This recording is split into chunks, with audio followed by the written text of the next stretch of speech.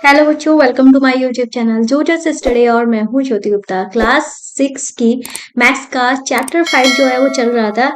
अभी हमारी introduction class हो रही थी जिसमें हमने पहली इंट्रोडक्शन क्लास जो है कवर करा दी, जहाँ पे आधा चैप्टर जो है वो कवर हो गया है। बाकी आधा बचा हुआ चैप्टर जो है वो हम आज कवर कराएंगे। और इसके पहले जो भी चैप्टर हुए, जो भी एक्सरसाइजेस हुई हैं, अगर आपने नहीं देखी है प्ले में देख लेना। और प्ले की लिंक जो है इस वीडियो के डिस्क्रिप्शन बॉक्स में आपको मिल जाएगी। और साथ में हमारे ऐप को भी डाउनलोड कर लेना, जिसकी लिंक आपको इस वीडियो के डिस्क्रिप्शन बॉक्स में मिल जाएगी। तो चलिए देखते हैं हमने कहाँ तक पढ़ा है। तो भाई हमारे चैप्टर का नाम पहले देख लेते हैं। चैप्टर 5 है हमारा, जिसका नाम है प्रारंभिक आकारों को समझना। ठीक है, ये सारा सब कुछ जो है वो हमने यहाँ पे देख लिया था और ये भी हमने यहाँ पे पढ़ लिया था। फिर हमारी एक्सरसाइज 5.2 आ गई थी। फिर उसके बाद हमने जो पढ़ाना था वो यहाँ से पढ़ाना था, कोण न्यून अधिक। ठीक है, कोण हम पढ़ रहे थे जिसमें से न्यून अधिक और परिवर्ती हम पढ़ेंगे। ठीक है, न्यून कोण, अधिक कोण और प्रतिवर्ती कोण जो है वो हम पढ़ेंगे। न्यून का मतलब होता है छोटा। ठीक है, जैसे कि कोई मीनार है वो जमीन पे खड़ी है, या कोई घर है जो जमीन पे खड़ा है। भाई घर कभी हम इस तरीके से तिरछा नहीं बनाते हैं, हमेशा एक सीधा बनाते हैं। और जो घर से और जमीन के बीच का जो एंगल होता है वो हमेशा 90 डिग्री का होता है। मतलब एक सीधी रेखा पे एक सीधा खड़ा हुआ एक कोई डंडा होता है, ठीक है, या कह लो कोई ऊर्ध्वाधर रेखा जो होती है वो हमेशा 90 डिग्री का एंगल बनाता है। 90 डिग्री के एंगल को हम क्या कहते हैं? समकोण कहते हैं। क्या कहते हैं? समकोण कहते हैं। अगर कोई एंगल 90 डिग्री से कम है, मतलब इस वाली एरिया में बन रहा है, जैसे कि ये वाला हमारा 90 है और ये वाला एंगल जो है इस एरिया के अंदर ही बन रहा है, तो वो हमारा न्यून कोण हो जाएगा। ठीक है, अगर 90 से ज्यादा, मतलब इस वाले एरिया में अगर कोई एंगल बन रहा हो, चाहे ये हो चाहे ये हो चाहे कोई भी हो, अगर इस वाली एरिया में बन रहा है तो वो हमारा अधिक कोण हो जाएगा। ठीक है, तो न्यून कोण और अधिक कोण जो है वो आपको समझ में आ चुका है। यहाँ पे फिलहाल हम देख लेते हैं इन्होंने यहाँ पे क्या लिखा है। हमने देखा कि एक समकोण और एक ऋजुकोण का अर्थ क्या होता है। भाई ऋजुकोण भी हम आपको बता ही देते हैं, कोई सीधी रेखा होता है उस पर हम एक पॉइंट ले लेते हैं। अब हम कहते हैं कि भाई यहाँ पे कौन सा एंगल है, तो वो एक सीधी रेखा के एक बिंदु पे जो एंगल बनता है वो 180 डिग्री का बनता है। वही 180 डिग्री का एंगल जो होता है वो हमारा क्या कहलाता है? ऋजुकोण कहलाता है।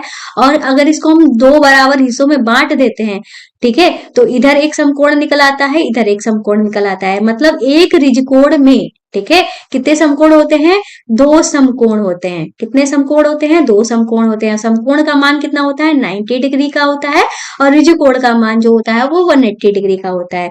फिर ये कह रहे हैं परंतु जो कोण हमें देखने को मिलते हैं वे सदैव इन दोनों प्रकारों के नहीं होते हैं। एक सीढ़ी जो होती है दीवार से जब लगाई गई है तो कौन सा कोण बनाता है? भाई सीढ़ी को दीवार से हम इस तरीके से लगाते हैं तो कौन सा एंगल बनता है? चाहे इधर कह लो चाहे इधर कह लो। ठीक है, दीवार के बीच में तो हमेशा 90 डिग्री बनेगा, दीवार और जमीन के बीच में। पर जो सीढ़ी जो हमारी जमीन से एंगल बनाती है वो न्यून कोण बनाती है, वो 90 डिग्री से कम होता है। अगर इसको हम यहाँ पे कोई सीधा यहाँ पे कोई दीवार बना दे तो वो हमारा 90 डिग्री हो जाएगा। और यहाँ पे ये इस 90 डिग्री के हिस्से, 90 डिग्री के कम वाले हिस्से में है ना, तो ये हमारा क्या बन जाएगा? न्यून कोण बन जाएगा। ठीक है, फिर इन्होंने कहा है सोचिए चर्चा कीजिए। अब इन्होंने कहा है कि कुछ ऐसे कोण हैं जो समकोण से छोटे हैं, कुछ ऐसे कोण जो समकोण से बड़े हैं। भाई समकोण से जो छोटे होते हैं उनको हम क्या कहते हैं? न्यून कोण कहते हैं। और जो समकोण से बड़े होते हैं उनको हम क्या कहते हैं? अधिक कोण कहते हैं। ठीक है, आपको ये बात समझ में आ गई होगी। अब ये बड़े कह रहे हैं कि बड़े के पास इस तरीके से आपने देखा होगा, ये नापने के लिए होता है 90 डिग्री। तो यहाँ पे जो एंगल होता है वो कितने का होता है? 90 डिग्री। तो इसको क्या कहते हैं? टेस्टर कहते हैं। फिर ठीक है, इन्होंने यहाँ पे इस तरीके से ये जैसे कि पेज लिया, उसको पलट दिया, फिर उसको वापस से पलट दिया, फिर यहाँ पे कौन सा एंगल बनेगा? वो भी हमारा 90 डिग्री बनेगा। बस इतनी सी बात बोली है, इसको पढ़ने की जरूरत नहीं है। ठीक है, इन्होंने आप प्रयास कीजिए वाले की क्वेश्चन बताए हैं। ठीक है, इसको ध्यान से देखना। यहाँ पे करे घड़ी की घंटे वाली सुई 12। देखो घड़ी की घंटे वाली सुई जो है किस पे है? 12 पे है। 12 से 5 तक चलती है। ठीक है, 12 से कहाँ तक चलती है? क्या इसका घूर्णन एक समकोण से अधिक है? तो भाई ये जो घड़ी वाली सुई है कहाँ से? 12 से चलना स्टार्ट हुई, 5 पे जाकर गई। तो भाई इसने तो अगर 90 डिग्री की बात करें तो तीन तीन स्पेस जब, मतलब 3 कदम जब चलती है तब 90 डिग्री होता है। ठीक है, इसलिए तो 90 डिग्री से ज्यादा चल गई। तो ये कह रहे हैं एक समकोण से अधिक है, तो आंसर हो जाएगा हाँ भाई एक समकोण से अधिक चली है। फिर ये कह रहा है कि घड़ी पर यह कोण कैसा दिखता है। घड़ी की घंटे वाली सुई 5 से 7 तक चलती है, क्या इस सुई द्वारा घुमा गया एक समकोण से अधिक है, तो आंसर हो जाएगा नहीं। अब हम आपको ये भी बता देते हैं कैसे हो जाएगा नहीं। भाई हमने आपको कहा था जब घड़ी की सुई 3 कदम चलती है, 1 2 3, तब हमारा क्या बनता है, समकोण बनता है। क्या बनता है, समकोण बनता है। पर ये 2 ही कदम चली है, ठीक है, मतलब 90 डिग्री के अंदर ही आ रही है ये, तो ये हमारा इसने न्यून कोण चढ़ा है, मतलब समकोण से ज्यादा चली नहीं है, समकोण के अंदर ही है, तभी हमारा आंसर क्या हो गया, नहीं हो गया है। फिर इन्होंने बोला है कि घड़ी पर सुइयों की स्थिति निम्न प्रकार बनाकर कोणों की जांच आरे टेस्टर द्वारा कीजिए। 12 से 2 तक जाना, ठीक है, तो 12 से ये घड़ी की सुइयों की स्थिति निम्न कोण आरे टेस्टर दो, मतलब इन्होंने कहा है कि भैया घड़ी बनाओ, तो हमारा यहाँ पे 12 है और ये कह रहे हैं 12 से किस पे चली है, 2 पे चली है। 12 से चलना स्टार्ट किया है, 2 पे गई, यहाँ पे 1 होगा। तो भाई हमने कहा ये कितने कदम चली, 2 ही कदम चली है, ठीक है, तो ये हमारा क्या बनाएगी, न्यून कोण बनाएगी। क्या बनाएगी, न्यून कोण बनाएगी। फिर ये कह रहे हैं कि भाई एक दूसरी घड़ी बना लेते हैं। 6 हमारा यहाँ पे होता है, 7 हमारा यहाँ पे होता है। ये कह रहे हैं 6 से 7 तक गई, ठीक है, 6 से 7 तक गई, कितने कदम चली, एक ही कदम चली। जब 3 कदम चलती है तो ही समकोण बनता है, तो ये भी हमारा क्या हो जाएगा, न्यून कोण हो जाएगा, ठीक है। फिर 4 से 8 तक चली, 4 से 8 तक चली, तो हम इस तरीके से यहाँ पे ये रहा हमने घड़ी बना दी है इस तरीके से। यहाँ पे 12 है, यहाँ पे 3 है, यहाँ पे 6 है और यहाँ पे 9 है, ठीक है। 3 के बाद आता है हमारा 4, फिर आता है हमारा 5, फिर हमारा आता है 7, फिर हमारा आता है 8। तो ये कहाँ से कहाँ तक चली, 4 से चली 8 तक, ठीक है। यहाँ पे हमारी घड़ी 4 से चली कहाँ तक, 8 तक। तो कितने कदम चली, 1 कदम, 2 कदम, 3 कदम, 4 कदम। 3 कदम में ही क्या बन जाता है, 90 डिग्री बन जाता है। पर ये 90 डिग्री से ज्यादा चली, मतलब इसने कौन सा कोण बनाया है, अधिक कोण बनाया है। कौन सा कोण बनाया है, अधिक कोण बनाया है। फिर 2 से 5 तक चली, ठीक है। अब आप चाहे तो ये आपको घड़ी बनाने की जरूरत भी नहीं है, ठीक है। 2 से 5 तक की, यहाँ जैसे 4 से 8 तक की कितना गैप हुआ, 4 से 5, 5 से 6, 6 से 7, 7 से 8, 4 गैप हुआ। 6 से 7 तक जाने में 1 ही गैप हुआ, 12 से 2 तक जाने में 2 गैप हुए। ऐसे 2 से 5 तक जाने में कितने गैप हुए, 2 से 3, 3 से 4, 4 से 5, 3 गैप हुए। तो 3 गैप हमारे किसके बराबर होते हैं, समकोण के बराबर होते हैं। तो हाँ, यहाँ पे हमारा डायरेक्ट समकोण आ जाएगा, आपको घड़ी बनाने की जरूरत भी नहीं पड़ेगी। अगर आपसे बोला जाए तो ही बनाओ, वरना कोई जरूरत नहीं है, ठीक है। फिर उन्होंने कहा है कोने वाले 5 भिन्न भिन्न आकार लीजिए, कोने वाले 5 भिन्न भिन्न आकार लीजिए, कोने के नाम लिखिए, अपने टेस्टर से इन कोणों की जांच कीजिए और प्रत्येक स्थिति में परिणाम को अपनी सारणी में लिखिए, ठीक है। इससे छोटा कोना जो है, ये इससे छोटा होगा, अगर इससे छोटा होगा और इससे बड़ा होगा, ठीक है, ए बी सी, ठीक है। तो अगर इससे छोटा होगा कोना तो न्यून कोण बनेगा जाके, इससे बड़ा होगा तो अधिक कोण बनेगा जाके। अब ये चीज है प्रैक्टिकल करने वाली है, ठीक है। आप कागज लीजिए, उससे आप जांच कर सकते हो, ठीक है। और ये इतना खास इंपॉर्टेंट भी नहीं है। आगे यहाँ पे देख लेते हैं अन्य नाम। तो इन्होंने कहा है कि अन्य नाम, समकोण से छोटे कोण को हम क्या कहते हैं, समकोण से छोटे कोण को हम क्या कहते हैं, न्यून कोण। न्यून कोण को हम एक्यूट एंगल कहते हैं। ये कोण जो होता है न्यून कोण होता है। जैसे छप्पर जो होता है, यहाँ पे इनके बीच में जो कोण बनता है वो न्यून कोण का होता है, ठीक है। और ये जो हिलता है वो इस तरीके से हिलता है, तो इनके बीच के एंगल भी न्यून कोण होता है। ये जो हमारा पास दिया गया है बुक को जब हम खोलते हैं तो इनके बीच में भी, अगर हम पूरा खोल देते हैं तो भाई 90 डिग्री का बनेगा, थोड़ा खोलते हैं तो हमारा न्यून कोण बनेगा, ठीक है। ये आपने देख लिया।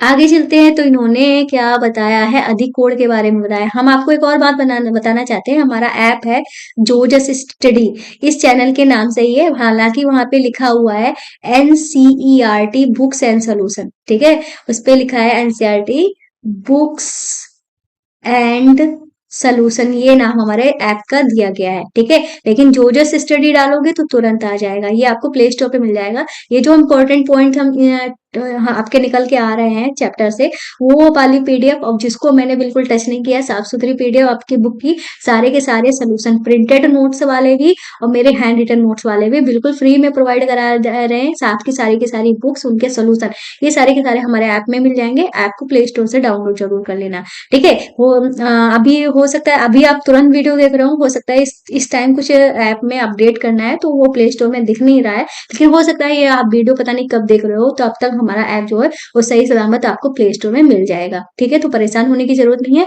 और इस वीडियो के डिस्क्रिप्शन बॉक्स में आपको सारी की सारी लिंक भी मिल जाएंगे।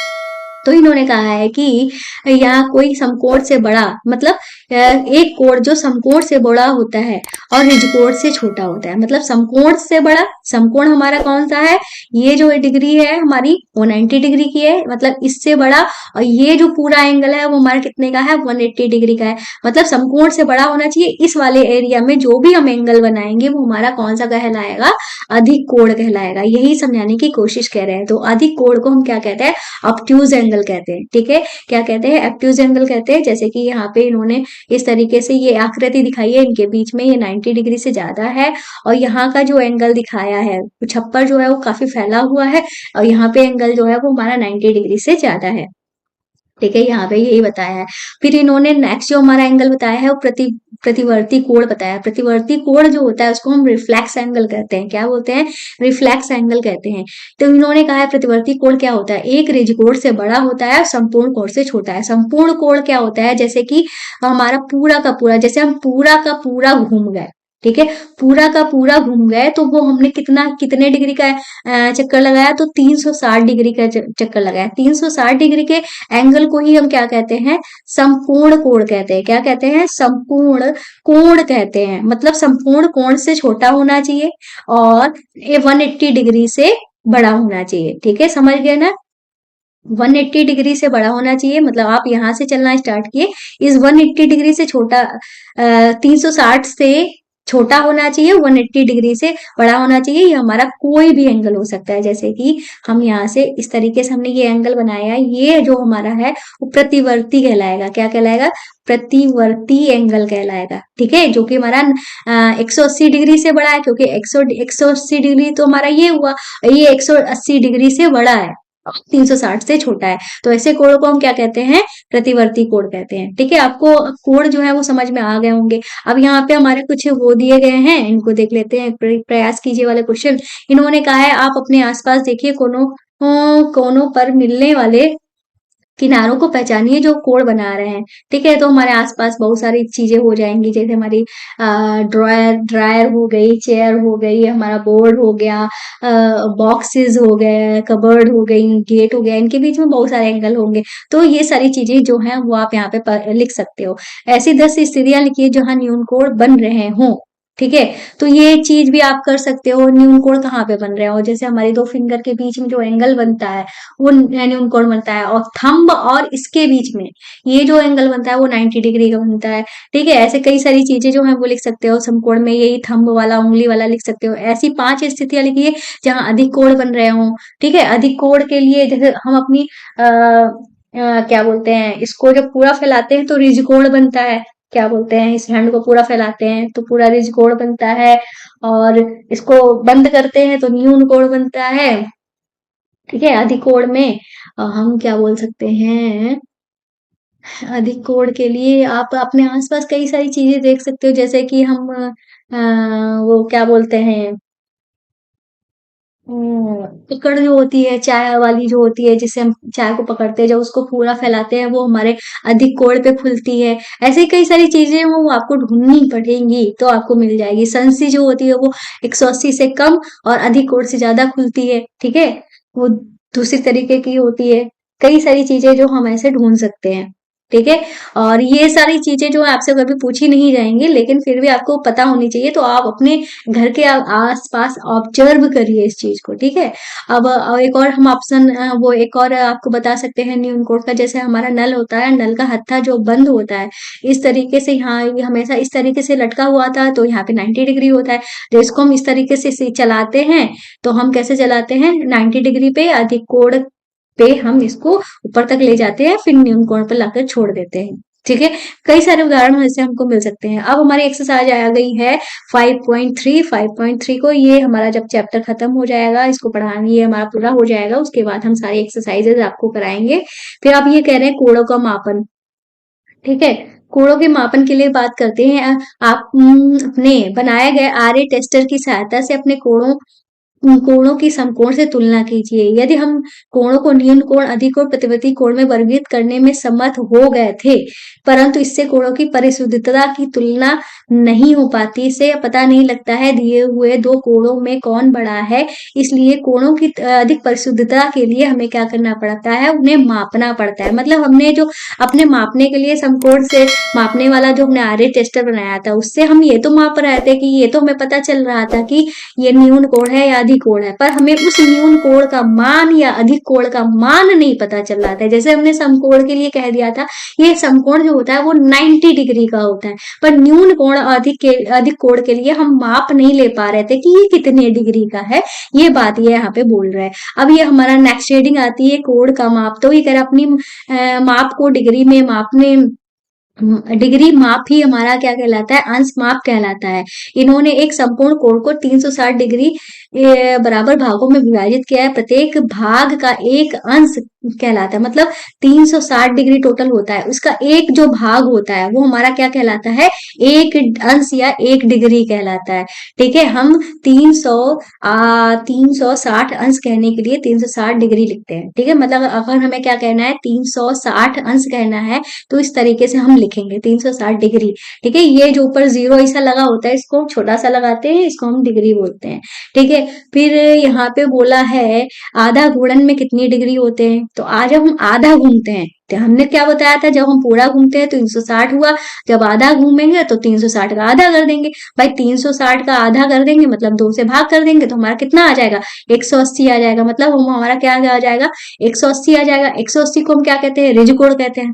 तो रिज कोण में तो कितने डिग्री है, तो इन्होंने पूछा था कितने डिग्री है, वो हमने बता दिया कि 180 डिग्री है। फिर ये करें एक समकोण में कितने डिग्री है, तो एक समकोण में हमारे 90 डिग्री होते हैं। ठीक है, फिर ये कह रहे हैं एक रिजकोण में कितने डिग्री अंश है, तो हमने बता तो दिया एक रिजकोण में 180 डिग्री अंश है या डिग्री है। ठीक है, कितने समकोणों से 180 डिग्री बनते हैं, कितने समकोण, हमने आपको पहले ही क्लास में बता दिया था कि एक रिजकोण जो होता है 2 समकोण से बनता है। ठीक है, और रिजकोण की वैल्यू क्या होती है, 180 डिग्री होती है। मतलब 2 समकोण से हम क्या बनाएंगे, 180 डिग्री बनाएंगे। फिर ये कह रहे हैं कि कितने समकोणों से 360 बनता है, तो हम क्या करेंगे, कित समकोण की बात की है, ठीक है, या हम 360 की बात की है, तो समकोण का मान होता है 90। 90 से 360 को भाग कर देंगे तो हमारा 4 आ जाएगा। मतलब कितने समकोण लगेंगे, 4 समकोण जब हम जोड़ देंगे। 4 समकोण कैसे जोड़ देंगे, एक समकोण ये, दूसरा समकोण ये, तीसरा समकोण ये, चौथा समकोण ये, 4 समकोण जब हम जोड़ देते हैं तो हमारा क्या बन जाता है, 360 डिग्री बन जाता है। ठीक है, आया समझ में। अब ये कह रहे हैं इन्हें कीजिए, तो इन्होंने कुछ बताया है, देख लेते हैं भाई। एक चूड़ी की सहायता से एक वृत्ताकार आकृति बनाइए। इसका मान की एक वृत्ताकार शीट लीजिए। इसके मान की एक वृत्ताकार शीट, मतलब आपको बस ड्रॉ करना है। ठीक है, यहाँ पे कुछ नहीं पूछा गया है कि आप कितने डिग्री है, कितना डिग्री नहीं है। फिर इसको बाद उन्होंने कहा इसे मोड़िए और दर्शाइए कि आकृति में आकृति प्राप्त हो। इसे एक चतुर्थांश कहते हैं। मतलब हमने क्या किया है, इसको पहले तो इस तरीके से मोड़ा, यहाँ पर से मोड़ा, आधा आधा मोड़ा, फिर आधे को भी हमने इस तरीके से मोड़ दिया, तो हमको ये एक हिस्सा प्राप्त हुआ जहाँ पे आप 90 डिग्री देख सकते हो। फिलहाल 90 डिग्री, हाँ ये तो हम जान ही चुके हैं 90 डिग्री है, लेकिन इस हिस्से को हम क्या कहें, चौथाई हिस्सा है ना, तो चौथाई हिस्से को हम क्वाड्रेंट या चतुर्थांश कहते हैं। तो क्या कहते हैं, क्वाड्रेंट या चतुर्थांश कहते हैं। आया समझ में। आगे चलते हैं, इन्होंने कहा है इसे खोल लेना है। अब आपको एक अर्धवृत्त प्राप्त हुआ। जब हमने इसको खोला तो ये हमारा आधा गोला है ना, तो आधे गोले को ही इन्होंने क्या कहा है, अर्धवृत्त बोल दिया है। और बीच में एक मोड़ का निशान है, तो इस मोड़ के निशान का मतलब क्या है, इधर 90 डिग्री है, इधर 90 डिग्री है, मतलब ये पूरा का पूरा हमारा कितने का हो गया, 180 डिग्री का हो गया, मतलब रिजिकोण हो गया। ठीक है, वही यहाँ पे बता रहा है। अब इन्होंने इस ये जो चौथाई हिस्सा था उसको और मोड़ दिया, मतलब चौथाई हिस्से में हमारा कितना का एंगल बन रहा था, 90 डिग्री का बन रहा था, और मोड़ दिया तो मतलब 90 का आधा हो गया। 90 का आधा का मतलब क्या हो गया हमारा, 45 डिग्री हो गया। 45 डिग्री हो गया, इसका मतलब ये 45 डिग्री, ये 45 डिग्री मिलके हो गया हमारा 90 डिग्री, इधर 45 और इधर 45 मिलके हो गया 90 डिग्री, और टोटल हमारा कितने का हो गया, 180 डिग्री का हो गया। वही यहाँ पे इन्होंने बताया है। ऐसे इन्होंने 45 डिग्री को भी और मोड़ दिया है, 45 डिग्री को और मोड़ दिया, ये हमारा टोटल 45 डिग्री था, इसको और मोड़ दिया तो ये हमारा 45 का आधा क्या हो जाएगा, 22.5 डिग्री ये, और 22.5 डिग्री ये हो गया हमारा। आया समझ में? तो यही इन्होंने यहाँ पे बताने की कोशिश की है। अब इसके बाद ही हमें क्या बताएंगे, चांदे के बारे में। तो ये सारी चीजें जो है आपको समझ में आ रही है ना, कोई प्रॉब्लम तो नहीं हो रही है। अब चांदे के बारे में हम देखते हैं, तो ये कि ये जो आकृति हमको दिख रही है ये क्या है, चांदा। आपके जो मेट्रो बॉक्स में आपको ये चांदा जो है देखने को मिल जाएगा, ठीक है। और इसके वक्री किनारे जो एज होते हैं, मतलब ये यहाँ पे किनारों की बात की जा रही है, ठीक है, 180 बराबर भागों में विभाजित होते हैं। मतलब यहाँ तक आप देखेंगे 180 है, यहाँ तक देखोगे 180 है, ठीक है। यहाँ इधर से नापोगे तो यहाँ से 0 से स्टार्ट होगा, 180 तक जाएगा। इधर से देखोगे तो यहाँ से 0 से स्टार्ट होगा, यहाँ पे 180 तक जाएगा। और इसका एक भाग जो होता है, एक भाग का मतलब आपको यहाँ पे बता देते हैं, एक भाग का मतलब क्या, ये वाला जो हिस्सा है, इतनी जो दूरी है, ये हमारा एक भाग है, इसको हम क्या बोलेंगे, 1 डिग्री बोलेंगे। और यहाँ से लेकर यहाँ तक की ये क्या है हमारे, जैसे कि ये हमारी 10 डिग्री के बराबर है। आप देख सकते हो, साफ साफ आपको यहाँ पे दिख रहा होगा। इस तरीके से हमारा चांदा होता है। अपने चांदे को आप खुद देखिएगा खोलकर, आपको काफी चीजें जो है वो आपको यहाँ पे नजर में आएंगी, ठीक है। फिर ये कह रहे हैं प्रत्येक भाग एक अंश का कहलाता है, इस पर चिन्ह दाई से बाई से प्रारंभ करके क्रमशः बाई से दाई तक 180 तक निशान लगे रहते हैं। ये बात हमने आपको बता दी है। फिर ये कह रहे हैं मान लीजिए आपने कोण बनाया है ABC, जिस कोण को हम मापते हैं उसको बीच में रखते हैं, जिसको हमें बीच वाला कोण कौन सा, मतलब हमें मापना किसको है, बी को मापना है ना, तो बी को ही हम बीच में रखेंगे, ये हमेशा ध्यान रखने का। ये ऐसा मत बोल देना कि इसको आप BAC बोल दो। BAC का मतलब आपको कोण ए मापना है यहाँ, लेकिन हमें कोण ए थोड़ी ना मापना, हमें बी मापना है, तो हम इसको बी को ही बीच में रखें, चाहे इधर सी लिख दो चाहे इधर ए लिख दो, ऐसे भी लिख सकते हैं और ABC भी लिख सकते हैं, CBA भी लिख सकते हैं। बस ध्यान ये रखना है कि हमें बीच वाला कोण मापना है तो इसको बीच में ही रखना है। ये बात आपने देख ली, ठीक है। तो इसको हम कैसे रखेंगे, ये वाला जो पॉइंट होता है, ये वाला जो पॉइंट होता है और ये वाला जो पॉइंट होता है, ये मैच करना चाहिए, ठीक है। और ये जो रेखा होती है वो इस रेखा के ऊपर होनी चाहिए। जब आप इस तरीके से रखोगे तो आपको यहाँ पे ये इस तरीके से नीचे से एक एंगल दिखेगा, ठीक है। नीचे वाली जो रेखा आपको दिखेगी और जो रेखा जहां पे जा रही होगी, जैसे कि ये हमारे 40 डिग्री पे जा रही है, ठीक है। अब ये हमारा हमको साफ साफ दिख रहा है कि 90 डिग्री यहाँ पे है और ये 90 डिग्री के एंगल इस एरिया में आ रहा है, तो हम ऊपर 140 वाला नहीं देखेंगे, हम नीचे वाला देखेंगे। हमको तो पता है ना 90 डिग्री से छोटा है तो छोटा वाला नंबर लेना होगा, 40 डिग्री। ऐसा मत कर दीजिएगा इसको 140 लिख दो तो गड़बड़ हो जाएगा, नीचे वाला एंगल लेंगे, ठीक है। ये बातें आपको ध्यान में रखनी है, ठीक है। तो मापना भी आ गया, आगे चलते हैं, ठीक है। जो हमने आपको बताया है वही स्टेप यहाँ पे लिखे हुए हैं। और ये हमारी एक्सरसाइज 5.4 आ गई है। अब इसको भी देख लेते हैं, मतलब देख क्या लेते हैं, इसमें देख लेते हैं, इतने सारे क्वेश्चन हैं। आगे चलते हैं, अभी हमारा खत्म ही नहीं हुई है एक्सरसाइज ये, अच्छा यहाँ पे खत्म हो गई है। अब हमारे पास आती हैं लंब रेखाएं। लंब रेखाएं क्या होती हैं, लंब रेखाएं ये कह रही यदि दो रेखाएं परस्पर प्रतिच्छेद करें, उनके बीच का कोण एक समकोण हो तो वे परस्पर एक दूसरे पर लंब रेखाएं कहलाती हैं। ध्यान रखिएगा, इंपॉर्टेंट पॉइंट है। जब दो रेखाएं परस्पर प्रतिच्छेद करती हैं, उनके बीच का कोण जो होता है अगर समकोण होता है तो हम कहते हैं कि वो दोनों जो रेखाएं एक दूसरे पे लंब है या परपेंडिकुलर है। यदि एक रेखा ABCD पर इस प्रकार लंब है तो कैसे लिखते हैं, AB लंब CD। मतलब अगर AB जो है उस पे लंब बना है CD, तो हम इसको इस तरीके से लिखेंगे, लंब का साइन हम इस तरीके से बनाते हैं। आया समझ में? अब इन्होंने जो बात बोली है उसको देख लेते हैं। इन्होंने कहा है दो रेखाएं हैं, मान लो एक रेखा है हमारी AB ये, और दूसरी रेखा है हमारी CD ठीक है, सी और डी ये एक दूसरे पर इस तरीके से काट रही हैं कि ये हमारा 90 डिग्री बन रहा है। भाई इधर 90 डिग्री बन रहा है तो इधर भी 90 डिग्री 90 डिग्री बनेगा, इधर 90 डिग्री बना है तो इधर भी बनेगा, इधर भी बनेगा। मतलब अब जब हमारे सारे के सारे 90 डिग्री बनेंगे तो हम कह सकते हैं कि ये ए बी रेखा जो है वो एक दूसरे पे लंब है। ठीक है, A B Rekha C D पे लंब होगी, इसी को ही कहते हैं। कब होगी? प्रतिच्छेद का मतलब होता है एक दूसरे को काटना। ठीक है, और काट कैसे रहे हैं? जब 90 डिग्री का एंगल बने। ठीक है, इनके बीच का कोण जो है कितने का बने? 90 डिग्री का बने, तो इसको ही हम क्या कहते हैं? लंब रेखाएं कहते हैं। ठीक है, आया समझ में? अब यहाँ पे कह रहे हैं कि ए बी सी डी पे लंब है, तो हम क्या कहना चाहिए? सी डी ए बी पे लंब है, तो बिल्कुल है। अगर ए बी पे सी डी लंब है तो हम ये भी तो कह सकते हैं सी डी पे ए बी लंब है, तो आंसर हो जाएगा हाँ। भाई दोनों ही एक दूसरे पे लंब है, तो दोनों के लिए हम ऐसा कह सकते हैं।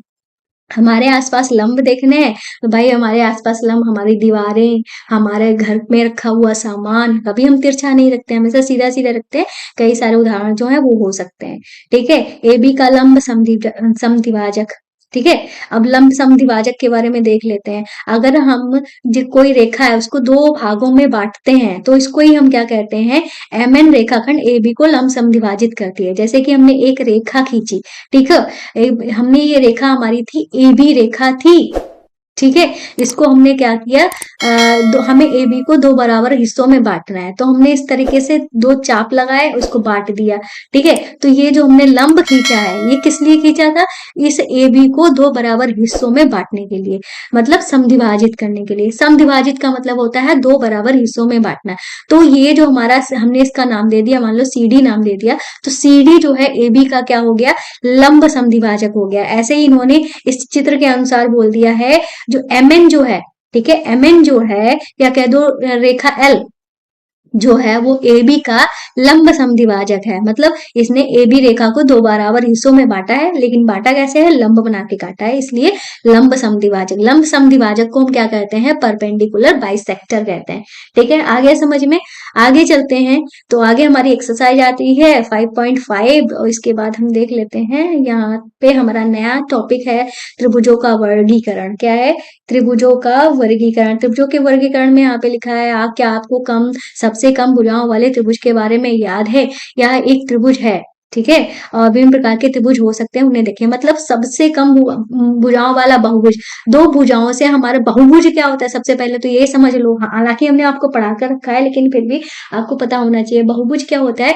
बंद आकृति, जो भुजाओं से बनी हो, बंद आकृति। तो दो भुजाओं से हम कोई भी आकृति बंद कर ही नहीं सकते। अगर हमें भुजाओं से बनी आकृति बनानी है, उसको बंद करना है, तो हमें तीन भुजाएं, कम से कम तीन भुजाएं चाहिए। और तीन भुजाओं से बनी आकृति को हम क्या कहते हैं? त्रिभुज कहते हैं। ठीक है, तो सबसे छोटा बहुभुज क्या होता है? सबसे छोटा बहुभुज जो होता है वो हमारा त्रिभुज होता है। ठीक है, इन्होंने कहा है नीचे दिए हुए त्रिभुजों के कोणों, त्रिभुजाओं को क्रमशः चांदे और रूलर से मापें। तो ये चीजें आपको मापनी है, माप को देखनी है, तो ये चीजें तो हम यहाँ पे माप नहीं सकते हैं। ठीक है, तो ये खुद ही आपको मापना पड़ेगा। जैसे कि दिखने में ये तीनों हमारे एंगल बराबर लग रहे हैं, तो ये हमारा क्या हो जाएगा? जब तीनों एंगल बराबर होते हैं तो हम, अगर तीनों एंगल बराबर हैं तो तीनों भुजाएं बराबर होंगी। ठीक है, अगर तीनों एंगल बराबर हैं तो तीनों भुजाएं बराबर होंगी, तो ऐसे को हम क्या कहते हैं? समबाहु त्रिभुज कहते हैं। क्या बोलते हैं? समबाहु त्रिभुज बोलते हैं। ठीक है, और सम ठीक है, और यहाँ पे जैसे कि एक ये कोण अलग लग रहा है, ये अलग लग रहा है, तीनों कोण ही अलग लग रहे हैं, तो इस विषमबाहु हो जाएंगे। अगर दो कोण बराबर है तो इसका मतलब दो भुजाएं हमारी बराबर होंगी। जैसे ये कोण बराबर हो लग रहा है, तो ये वाली दोनों इसके पास वाली जो आसन भुजाएं हैं वो बराबर हो जाएंगी, तो इनको हम क्या कह देंगे? समद्विबाहु त्रिभुज कह देंगे। क्या बोल देंगे? समद्विबाहु त्रिभुज। लेकिन ये सब आपको नापने होंगे, हालांकि दिखने से ये अलग अलग लग रहे हैं। ठीक है, इसको हम कह देंगे विषम बाहु त्रिभुज। ठीक है, अब अगर कोई 90 डिग्री का दिख रहा है तो वो हमारा समकोण त्रिभुज हो जाएगा। जिसमें जैसे कि ये हमारा अधिक कोण दिख रहा है, जैसे 90 डिग्री से ज्यादा यहाँ पे कोण दिख रहा है तो हमारा अधिक कोण त्रिभुज हो जाएगा। और ये हमारे न्यून कोण त्रिभुज भी बोल सकते हैं, समबाहु त्रिभुज भी बोल सकते हैं। ठीक है, न्यून कोण त्रिभुज ही हमारा समबाहु त्रिभुज होता है। ठीक है, ये सब चीजें जो है वो आपको ध्यान में रखनी है, और यहाँ पे हम सारणी जो है इन्हीं के अकॉर्डिंग हमको भरनी है। ठीक है, जब आप इनको माप लेंगे, ये आपको काम करना पड़ेगा माप के, यहाँ पे सारी जो है ये सारणी जो है आपको खुद ही भरनी पड़ेगी। ये यहाँ पे मैं नहीं भरवा सकती हूँ क्योंकि यहाँ पे मैं चांदी का यूज नहीं कर सकती हूँ। अगर आप लोग कहोगे तो मैं कॉपी पेन पे इसको यूज करके दिखा सकती हूँ, लेकिन उसके लिए मुझे प्रिंट निकलवाना पड़ेगा, काफी कुछ करना पड़ेगा। लेकिन हो सकता है इतना सब कुछ मैंने समझा दिया है तो आप लोग आराम से कर सकते हो। ठीक है, यहाँ पे कुछ चीजें दी गई हैं, जैसे कि यहाँ पे पहले हम डायग्राम देख लेते हैं। इन्होंने कहा है क्या आप क्या प्राप्त करते हैं त्रिभुज जिनके सभी कोण बराबर होते हैं। तो क्या होता है, हमने आपको अभी बताया, तो वो हमारा क्या बनता है, समबाहु त्रिभुज। क्या बनता है, समबाहु त्रिभुज बनता है। यदि किसी त्रिभुज के सभी कोण बराबर है तो उनकी भुजाएं भी कैसी होंगी, बराबर होंगी। ये बात भी हमने आपको बता के रखी है। ठीक है, फिर आगे चलते इन्होंने कहा है त्रिभुज जिनमें सभी भुजाएं बराबर हैं। ठीक है, तो वो हमारा सेम यही बनेगा, समबाहु त्रिभुज ही बनेगा। और त्रिभुज की सभी भुजाएं बराबर है तो उनके कोण भी क्या होंगे, बराबर होंगे। ठीक है, आया समझ में। फिर उसके बाद उन्होंने लिखा है त्रिभुज जिनमें दो कोण बराबर हैं और दो भुजाएं बराबर हैं। यदि किसी त्रिभुज की दो भुजाएं बराबर हैं तो उनके कोण बराबर होंगे, तो उनके दो कोण बराबर, मतलब अगर दो भुजाएं बराबर हैं तो दो कोण बराबर होंगे, दो कोण बराबर है तो दो भुजाएं बराबर होंगी। ठीक है, तीन कोण बराबर है तो तीनों भुजाएं बराबर होंगी। फिर इन्होंने कहा है ऐसे त्रिभुज को क्या कहते हैं, समद्विबाहु त्रिभुज कहते हैं। त्रिभुज जिनमें कोई दो भुजाएं बराबर नहीं है। ठीक है, यदि किसी त्रिभुज की कोई भी दो कोण बराबर नहीं है, उनकी कोई सी भी, मतलब कोई भी दो भुजाएं बराबर नहीं होती हैं। यदि किसी त्रिभुज की तीनों भुजाएं बराबर नहीं है तो उनके कोण भी बराबर नहीं होते हैं। मतलब ऐसा त्रिभुज जिसके, ऐसे त्रिभुज को क्या कहते हैं, विषम बाहु त्रिभुज। क्या कहते हैं, विषम बाहु त्रिभुज। इसको हम क्या कहते हैं, समद्विबाहु। हम लिख दे रहे हैं ताकि जब आप ये बुक्स देखो तो आपको पता चले। ठीक है, ये सारी चीजें आपको कहाँ मिल जाएंगी, हमारे प्ले स्टोर में मिल जाएंगी। हमारे प्ले स्टोर पे हमारा ऐप डला हुआ है जोजस स्टडी, वहां से डाउनलोड, वहां से आप देख सकते हो, पढ़ सकते हो। ठीक है, सारी की बुक, सारी की सारी बुक, सारे हैंड रिटन नोट, सारे सोल्यूशन बिल्कुल फ्री में प्रोवाइड कराए जा रहे हैं, वहां से देख सकते हो। ठीक है, तो आपने ये देख लिया। तो जिसकी दो भुजाएं बराबर हैं उनके दो कोण बराबर होंगे, वो होंगे समद्विबाहु त्रिभुज। जिनकी तीन भुजाएं बराबर हैं उनके तीन कोण बराबर होंगे, वो होंगे हमारे समबाहु त्रिभुज। जिसकी कोई भी भुजा बराबर नहीं है, कोई भी कोण बराबर नहीं है, वो होंगे हमारे समबाहु त्रिभुज। ठीक है, आया समझ में। यहाँ पे सेम चीज यहाँ पे जैसे कि यहाँ पे ये इस लाइन का मतलब क्या है, इस लाइन का मतलब है तीनों भुजाएं बराबर है। जब तीनों भुजाएं बराबर है तो तीनों कोण भी बराबर हो जाएंगे, तो ये हमारे क्या कहे जाएंगे, समबाहु। क्या कहा जाएंगे, समबाहु त्रिभुज। ठीक है, दो दो इस तरीके से लाइन बनाने का मतलब है दो भुजाएं बराबर हैं, दो भुजाएं बराबर है तो हमारे दो कोण भी बराबर होंगे, तो इसको क्या कहेंगे, समबाहु त्रिभुज। क्या बोलेंगे, समबाहु नहीं, समद्विबाहु। ठीक है, समद्विबाहु त्रिभुज। ठीक है, और इसको देख लेते हैं। इसमें भी इस तरीके से डबल लाइन बनाई हुई है। डबल सेम लाइन बनाने का मतलब है कि जैसे इसमें भी डबल, इसमें भी डबल, इसमें भी डबल, मतलब तीनों ही भुजाएं बराबर है, तो ये भी हमारा क्या कहा जाएगा, समबाहु कहा जाएगा। इसमें दो भुजाएं हमारी बराबर हैं, मतलब दो दो भुजाओं पे इस तरीके से डबल निशान दिए, चाहे डबल निशान बनाओ चाहे सिंगल निशान बनाओ, बात एक ही है। तो ये भी हमारा क्या कहा जाएगा, समद्विबाहु। और इसमें कोई भी लाइन नहीं बनी है, इसमें भी कोई लाइन नहीं बनी है, मतलब ये दोनों त्रिभुज हम जो है वो हमारे क्या कहे जाएंगे, विषम बाहु त्रिभुज। हम उम्मीद है आपको सब कुछ समझ में अच्छे से आ रहा होगा।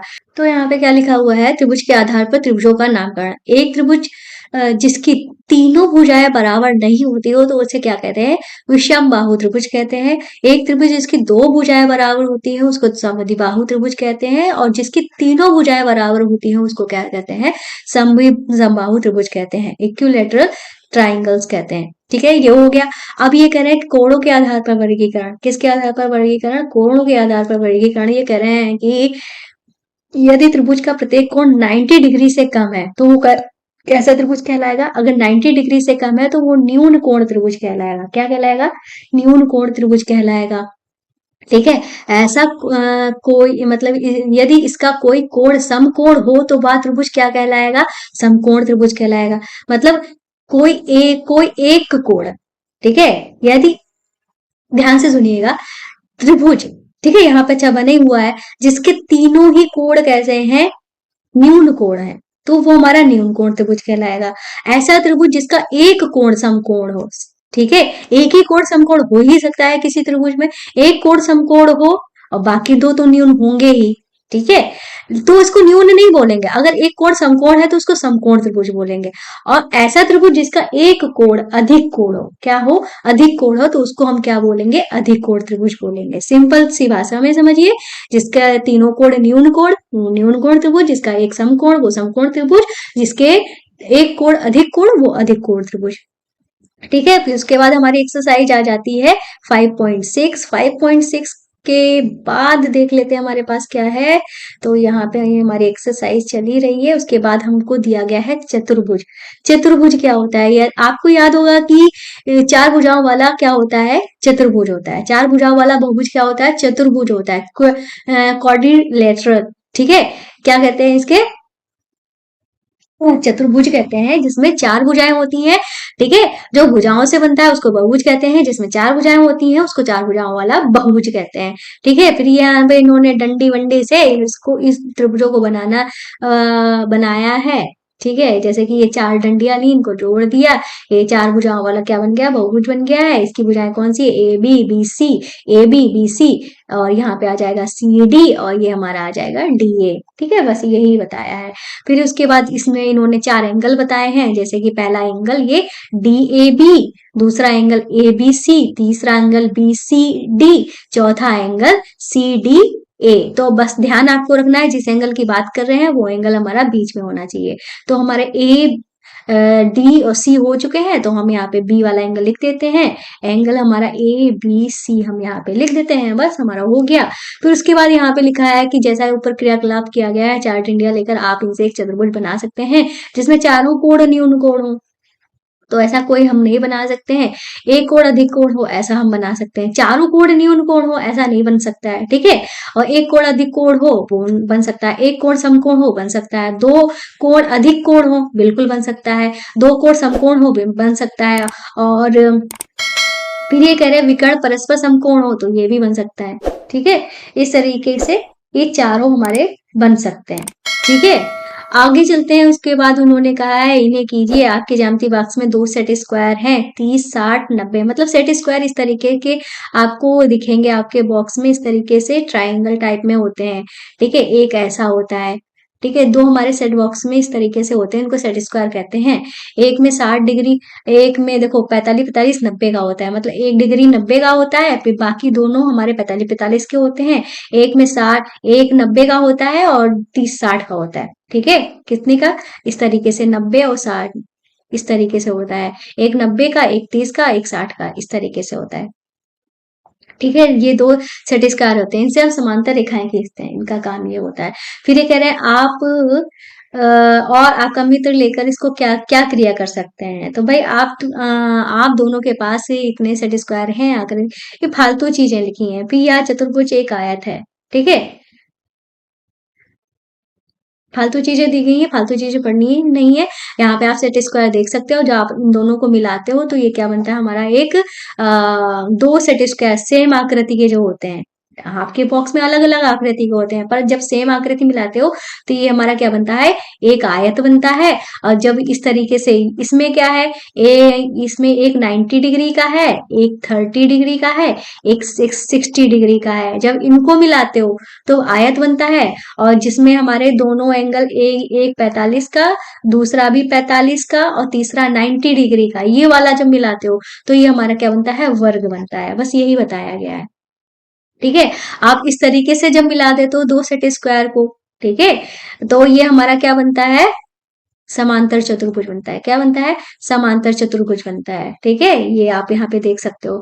इस तरीके से आप जब चार सेट स्क्वायर्स को इस तरीके से मिला देते हो तो ये हमारा क्या बनता है, रोम्बस बनता है, जिसको हम क्या कहते हैं, समचतुर्भुज कहते हैं। ठीक है, समचतुर्भुज कैसी आकृति होती है, जिसकी चारों भुजाएं तो समान होती हैं और हमारे दोनों विकर्ण भी 90 डिग्री पे काटते हैं, पर क्या होता है कि ये 90 डिग्री का एंगल नहीं बनाते हैं। ठीक है, क्या नहीं बनाते, 90 डिग्री का एंगल नहीं बनाते, और इसके दोनों विकर्ण जो होते हैं वो समान नहीं होते हैं। पर वर्ग में चारों भुजाएं समान होने के साथ साथ उनके विकर्ण भी समान होते हैं। ठीक है, ये कुछ फर्क होते हैं। ये सब आपको जब पढ़ोगे ना, अगली नेक्स्ट क्लास में जाओगे, सब आपको धीरे धीरे पता चलता रहेगा। और ये जो इन्होंने बनाया है, ये जो हमारा समलंब है, समलंब में क्या होता है कि भुजाओं का एक जोड़ा जो होता है समांतर होता है, और दूसरा जोड़ा जो होता है वो समांतर नहीं होता है। ठीक है। ये वाला जोड़ा जो है वो समांतर है, ये वाला जोड़ा जो है वो समांतर नहीं होता है। ऐसी आकृति को हम समलंब बोलते हैं। ठीक है, तो इस सारणी को हम भर देते हैं। ठीक है, आप जिससे आपको थोड़ा क्लियर हो जाएगा।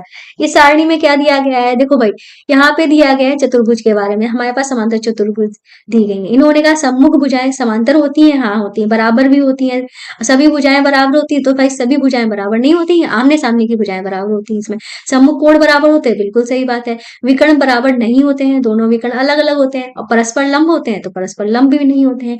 आयत की बात करते हैं, सम्मुख भुजाएं जो होती हैं समांतर होती हैं और बराबर भी होती हैं सम्मुख भुजाएं। ठीक है, सभी भुजाएं बराबर नहीं होती हैं, सम्मुख कोण बराबर होते हैं, विकर्ण जो होते हैं बराबर होते हैं और परस्पर लंब नहीं होते हैं। ठीक है, वर्ग की बात करते हैं, सम्मुख भुजाएं बराबर होती हैं, समांतर भी होती हैं और सभी भुजाएं बराबर होती हैं, सम्मुख कोण बराबर होते हैं, विकर्ण हमारे बराबर होते हैं और परस्पर लंब भी होते हैं।